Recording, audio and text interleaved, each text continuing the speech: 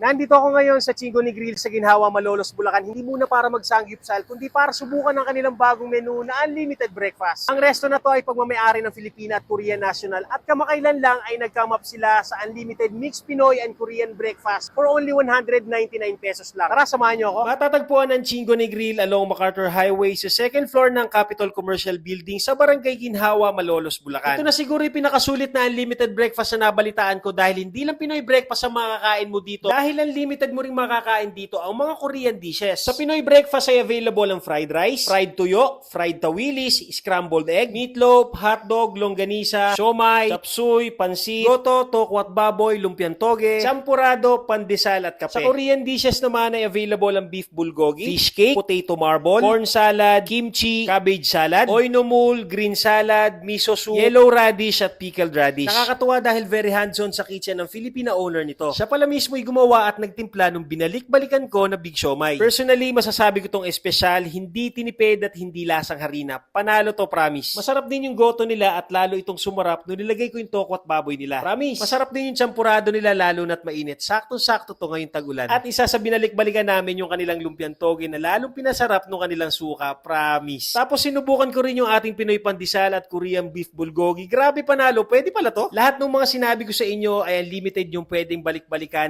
No time limit. At syempre, paalala lang po, kumuha lang po tayo nung kaya nating ubusin dahil may charge po kapag hindi nyo naubos. Kapag naghahanap ka ng sulit na unlimited breakfast buffet na mixed Pinoy breakfast at Korean dishes, try nyo rin dito sa Chingo ni Grill sa Malolos, Bulacan. Sigurado ako masusulit ang 199 pesos mo rito. Promise. O paano mga ate at kuya?